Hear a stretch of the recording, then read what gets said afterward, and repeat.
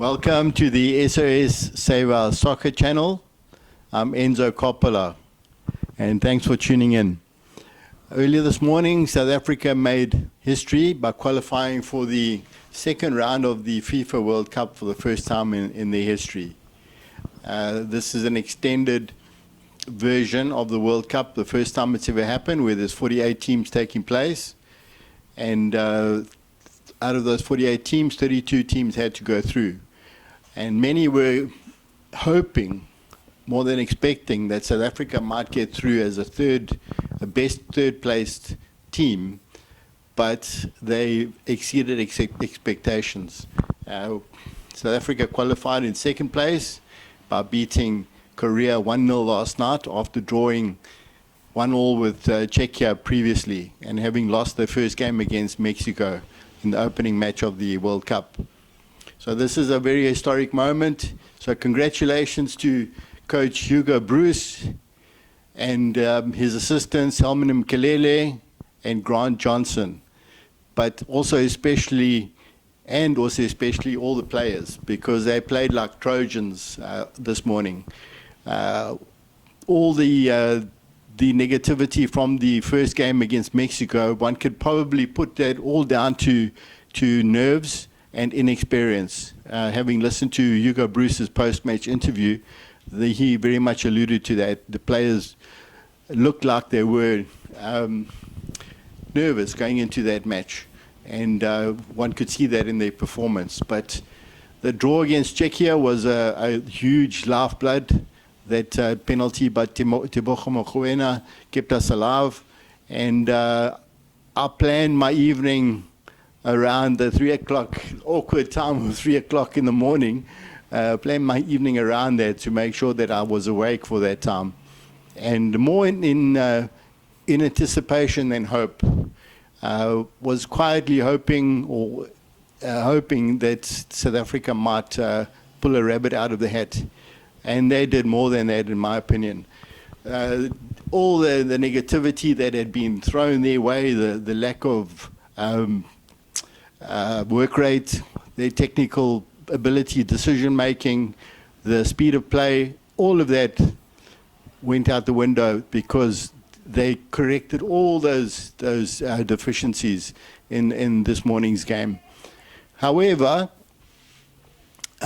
when the game started, Korea enjoyed quite a bit of possession, and this was due to the fact that South Africa was sitting quite deep in their own half, and Korea created a few chances from that, especially down their left-hand side. They got in behind the South African defense and created chances, as I said, and one of them in particular was very, very close to going in. Up until now, in the World Cup, these water breaks, hydration breaks, whatever you want to call them, they should just call them for what they are. It's just advertising breaks. And it's like American football. They've divided the match into 4 quarters. And it's diluted the match, the flow of the match and the rhythm of the match. But in this case, it turned out to be a godsend for South Africa, because up until then, as I said, South Africa was sitting very deep. But Coach Hugo Bruce, very astute man that he is, he changed the tactics and he told his players to push and press the Korea defense a lot higher. And this forced them to make mistakes, which put South Africa in a position where they could create some chances. And especially down the right-hand side with young Maseko, he was a thorn in their side, and he kept getting at the defense. He had 1 or 2 clear-cut chances, and I think if he had a proper right foot, he would have probably scored one of them. But because he preferred his left foot, he kept trying to turn to the inside, to his preferred foot, and it's easy to cut that out because it's so predictable for a defender.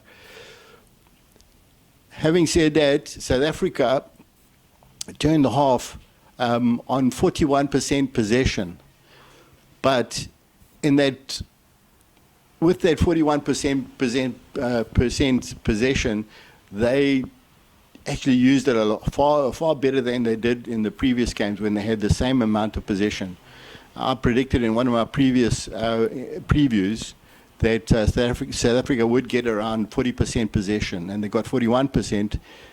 But in this case, they used their possession far, far better than they did before. South Africa created 10 shots at goal. I think 3 were on target, but Korea, despite having more possession, only had 4 shots at goal. And they didn't really trouble Ronwen Williams, to be honest. But that change by Hugo Bruce to press the Korean defense higher and force them to make mistakes, I think changed the flow of the game. And South Africa were very good technically. They were determined off the ball. They ran a lot. Their decision-making was far better. And starting from the back, even Ronwen Williams, he kept the game flowing quickly. You know, before he was pedantic, holding on to it, looking for options, and then just long ball. But he was looking at different options, but the important thing was he kept the flow of the game going quickly. He kept it going fluidly. And so he kept a clean sheet at the end of it, so fair credit to him. It's so difficult to credit or to single out individuals because I haven't seen a South Africa team play as well as they did last night. And we mustn't forget that the Korean Republic actually put, they actually put Mexico to the sword. And, the other game too, they beat Czechia, if I'm not mistaken, yeah. So it's not just a given that South Africa was going to win this game, or even draw it. So we must give huge credit to the team for this achievement because South Africa looked the better team on the night, and it's credit to South Africa for that, for the tactics of the coach, and for the way that the players implemented those tactics. It was really good to see. And South Africa scored the goal, which was a 1-0 game, in the 63rd minute. And it was Maseko who found himself one-on-one with a defender. And he showed that you don't have to take on a defender to do any damage, because he cut inside on his favorite left foot and he unleashed a shot and he beat the goalkeeper on the near post. Good goal, very, very good goal, very timely. But with 63 minutes, there was still a good chunk of time left, over 25, maybe even 30 minutes. So it was quite nerve-wracking for South Africa and for the fans. Every time Korea went forward, you always wondered or worried that something might happen.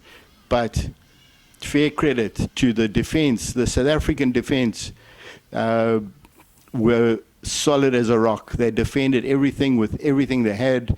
They got behind the ball, defenders, the midfielders too. They got behind the ball and everyone played their part. It was really, really good to see. And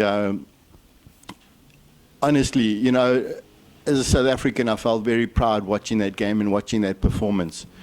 So I'm sure that now the South Africa know that they've made history by qualifying for the second round. I'm sure that Hugo Bruce is going to keep his players grounded and to tell them, look, it's a great achievement, you've made history, but we're still in it. And on Sunday, South Africa plays Canada, and who knows what can happen. From the round of 32, there's a round of 16. So it's a cup final. Basically, every game from now on is a cup final. And all the players can do is go out there, do their best like they've done up until now, and who knows what can happen. I think without underestimating Canada, I think they've played very well up until now. But without underestimating them, I think we do have a chance. It's probably the most favorable draw we could have had. But only time will tell. The worst thing they can do is underestimate Canada in any way, shape, or form. Or for the South Africa players to get far too ahead of themselves and think that they've climbed the mountain. There's still a lot of climbing to do. And come on, the boys can do it. I'm sure they can. But if they don't win for whatever reason, I know that they'll give 120%, and that's all we can ask as a football nation. And people mustn't forget that, I mean this in the nicest possible way, South Africa, on the football front, is only firing on 25% of its cylinders. One day, when we can tap into our full resources of the talent that South Africa's got available from development upwards, then the world will see what South Africa can do on the field. We won't just be happy to qualify for the second round. We'll actually want to fight higher than that and punch higher than our weight. But that's for the future. All the credit must go to Hugo Bruce. You saw my little friend Grijo, yeah, my little cat. You must go to Hugo Bruce, Grant Johnson, Helman Kalele, and every single player for the credit. I know that there are going to be politicians like Danny Boy and Gayton McKenzie. They're going to try and claim all the credit. The credit that they can claim, not so much Gayton, but the credit that SAFA can claim is that they hired Hugo Bruce in the first place, and secondly, they kept him. They didn't get rid of him when all the knives were out. Everybody, all the daggers were out to get Hugo Bruce and his technical team fired. They stuck with Bruce. So fair credit to them for that. If Danny Boy had a hand in that, then well done to you, Danny. However, I think your time is up as SAFA president. I think you must move on. Pass the reins on to other people, and other people that can take the game forward where it should be, and where the money that SAFA is going to be getting from this windfall now of getting into the second round gets used, put to good use and better use for the youth of our country, from development upwards. The investment must be from bottom up, not from the top down. So I don't want to turn it into a political thing, but I had to get that in. So well done in closing to Bafana, all the staff, and let's look forward to Canada and let's see if we can take them down. So come on, boys, we can do it.